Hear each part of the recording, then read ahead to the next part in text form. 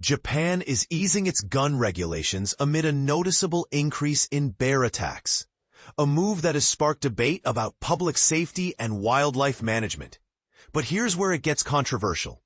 Loosening gun laws to address wildlife threats raises questions about balancing human protection with conservation efforts.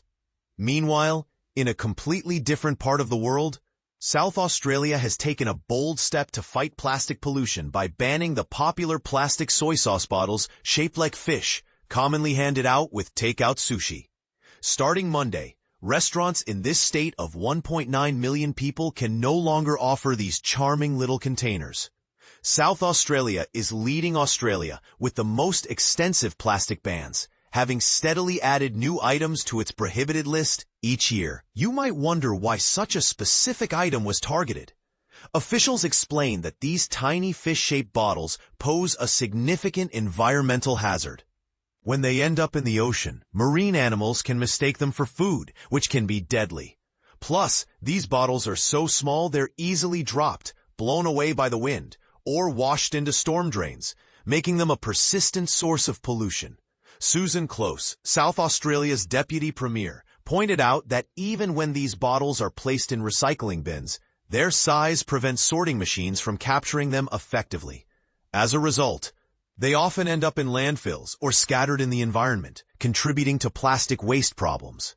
To replace these problematic containers, restaurants must now use larger bottles, refillable dispensers, or other less harmful single-use options like sachets, squeezable packs, or compostable vessels.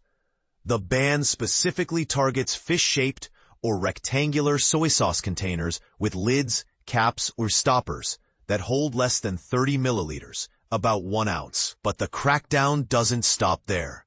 Starting the same day, South Australia also banned other single-use plastic items, such as cutlery or straws attached to food products. Think of the plastic-wrapped straws often found with juice boxes. This move is part of a broader effort that began back in 2009 when South Australia became the first Australian state to ban single-use plastic shopping bags. Since then, the state has expanded its restrictions to include plastic cutlery, straws, various takeout packaging, single-use coffee cups, balloon sticks, confetti, and even Q-tips.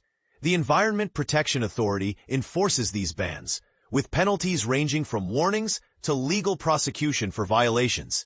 Looking ahead, the government plans to ban stickers commonly placed on fresh produce like apples, which display branding or origin information. However, this change, originally scheduled for 2025, has been postponed after producers raised concerns that it would increase costs and disrupt the supply chain for fresh fruits and vegetables moving between Australian states. This local initiative reflects a global trend as countries worldwide grapple with the mounting plastic pollution crisis. For example, in 2023, New Zealand became the first country to ban thin plastic bags used for produce nationwide. Lagos, Nigeria, one of the most plastic-polluted cities globally, also introduced a ban on single-use plastics in July, though the results have been mixed so far. The scale of the problem is staggering. Plastic use has exploded in the 21st century, especially single-use items that can take centuries to decompose.